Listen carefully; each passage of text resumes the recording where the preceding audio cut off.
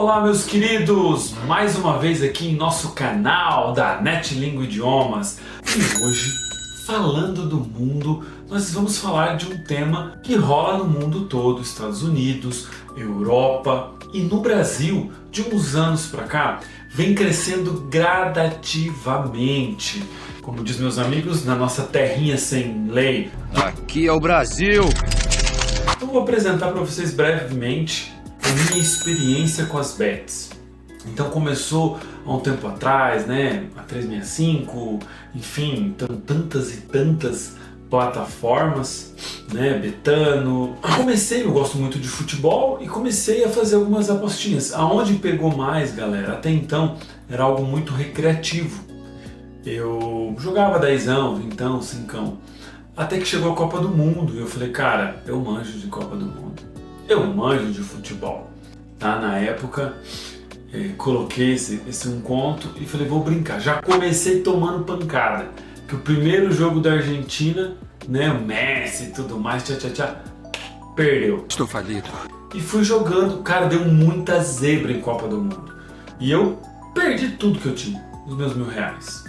Aí eu falei, eu nunca mais jogo esta porcaria. Depois da Copa do Mundo, começou a crescer, né, os indicadores tipsters, de pessoas que falam de bet, de influenciadores falando sobre apostas, mostrando suas apostas. E ali você vai criando aquilo, sabe? Você vai criando uma vontade de ter o dinheiro fácil, que nada mais do que isso, ter dinheiro fácil. Parei um pouco com as minhas bets, mas comecei a seguir esses influenciadores, né?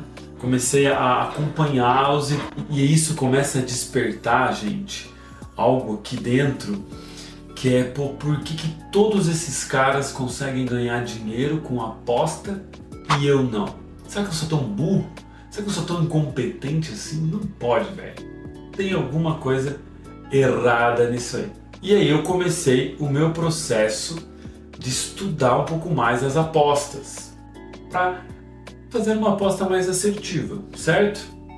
Acreditem se quiser, o tombo foi maior ainda.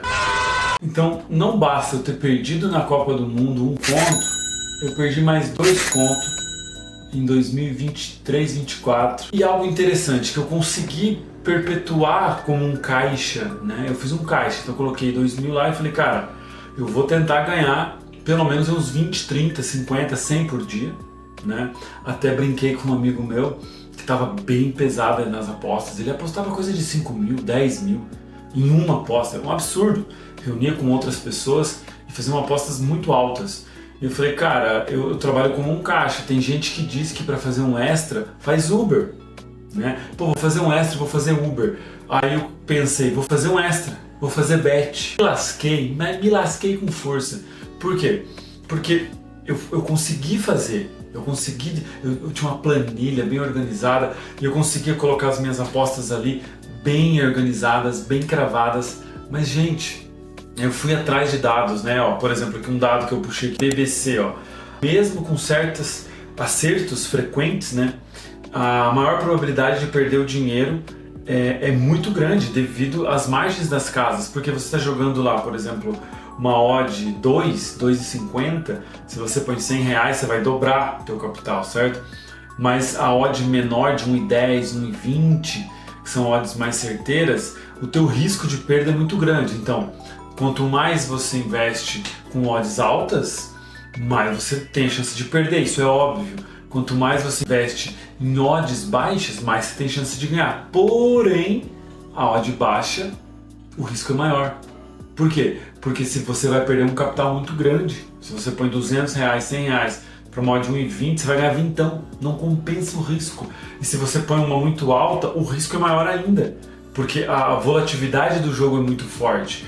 Então eu falo por experiências, né? E com esse estudo aí da BBC, de outros indicadores que mostram o quanto a gente tem problemas com bet, quantas pessoas estão empobrecendo. E também tem uma reportagem da UOL que o vício em apostas é um efeito no cérebro, ativando o sistema da recompensa de forma semelhante às drogas. Puxa, cara, olha que pesado isso, cara, olha que pesado. Porque ele tem uma concepção como se fosse droga. Sabe aquela adrenalina da aposta? Ganhei. Pô, que massa!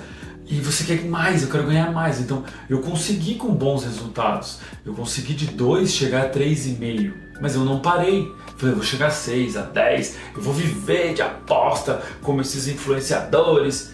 E bum! Tomei na tarraqueta de novo.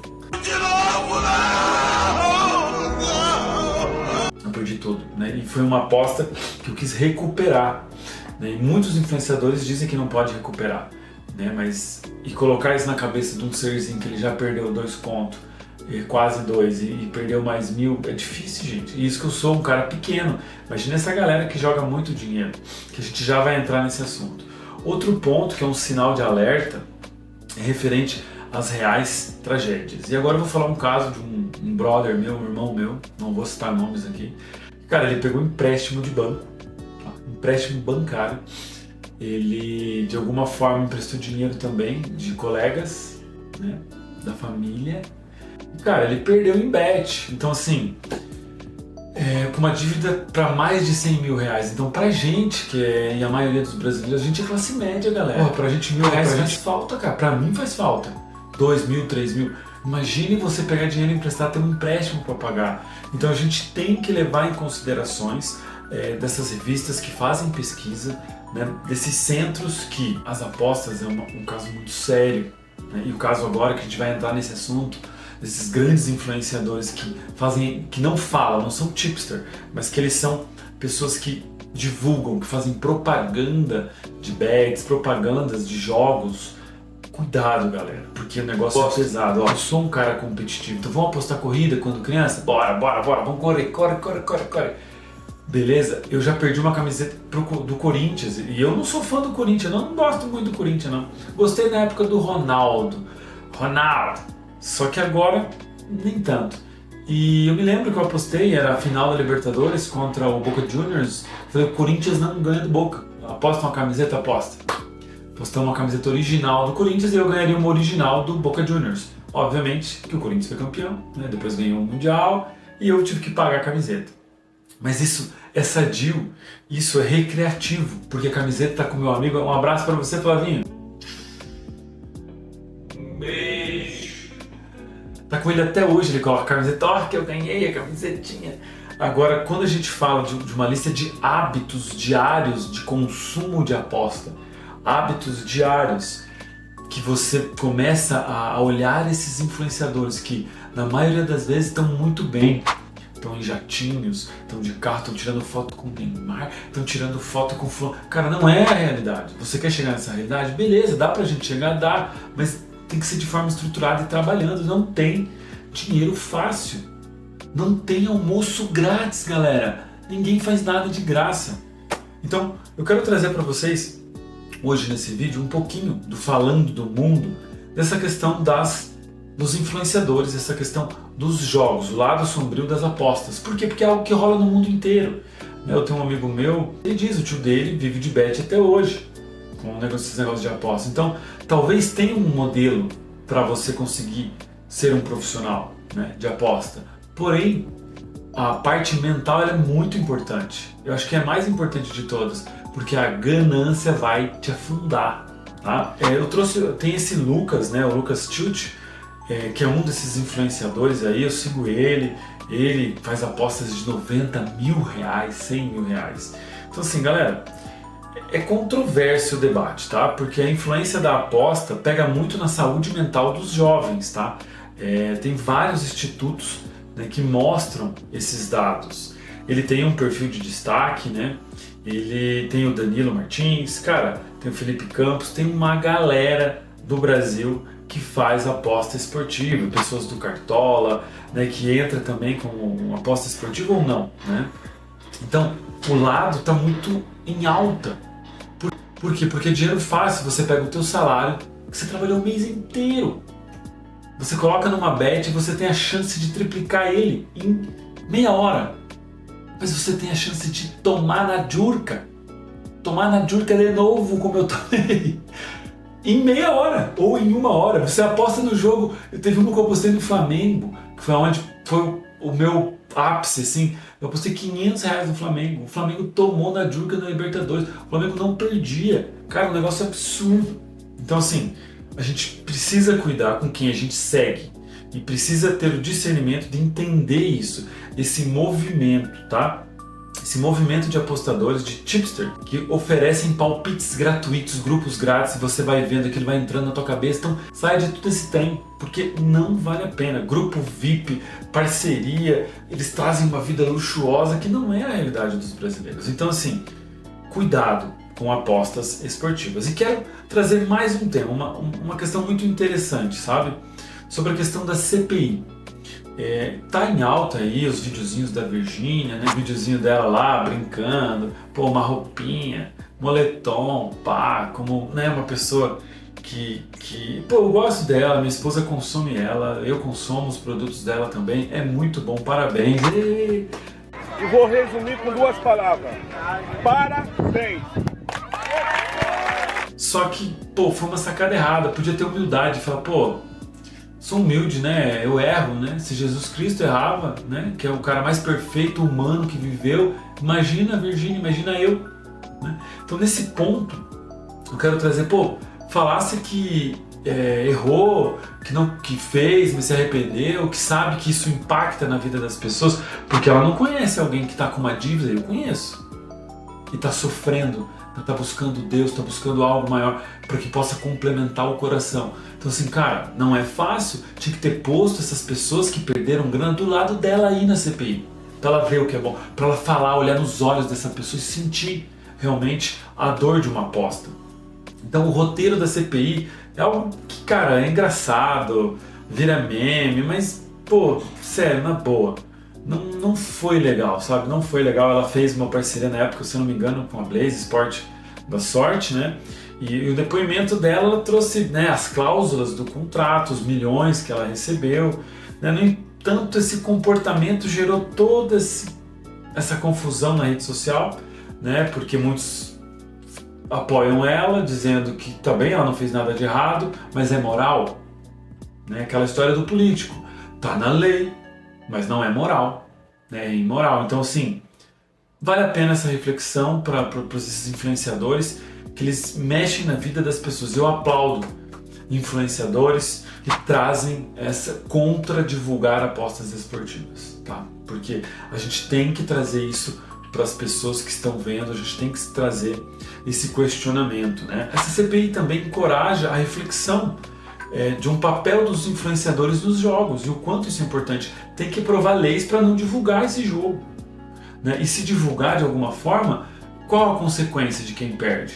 É dela? É dela, ela que se vira, né? Foi ela que perdeu, mas não incentivar isso, né? Porque é assustador mesmo. Que é a questão também dos investimentos, tá?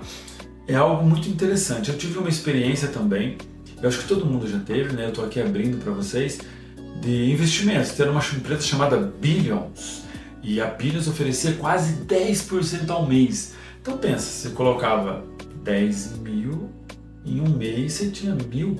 Ué, você colocava 1.000, aí você tinha 100, 10% do valor. Eles pagavam todo mês. E aí uns amigos meus começaram e vai daqui, caiu em mim e eu investi.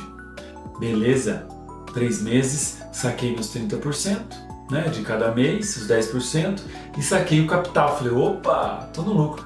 Aí fui lá, igual droga. Vou pôr esse dinheirinho para render de novo. Pois, isso foi antes da pandemia. Pois, de repente essa empresa quebrou. De novo, né? E o pior, eu, graças a Deus, eu não tive prejuízo, mas eu indiquei pessoas que tiveram prejuízo. E era meio que pirâmide, sabe? E eu sou uma pessoa pequena, que investi pouco, que não perdi, que meus amigos que investiram pouco, 1.000, 5.000, 2.000. Era um dinheiro, a nossa sobrinha, a nossa viagenzinha foi pro beleléu.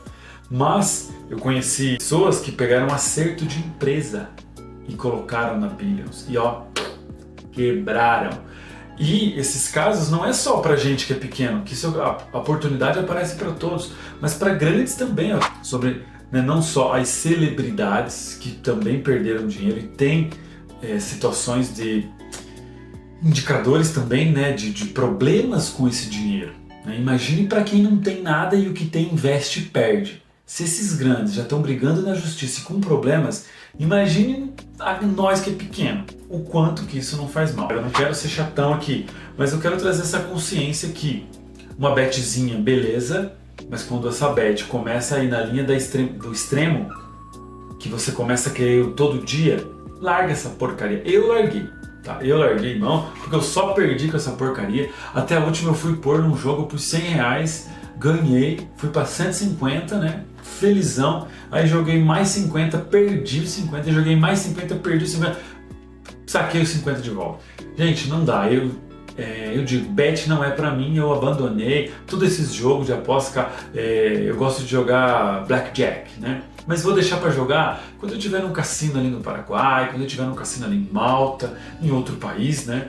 Porque daí já é recreativo, eu vou lá, jogo, brinco em outro país ou aqui no Paraguai e volto pro meu país. Mas agora eu jogar em casa, ficar ali, cara, larga desse trem, vá trabalhar, vai estudar e vamos atrás do nosso. Falando do mundo, falando das bets, do que rola no mundo hoje, que é muito pesado as bets, tá muito forte, e aqui no nosso canal a gente tem a obrigação de falar do que tá rolando. Abraço, galera! Tchau, obrigado!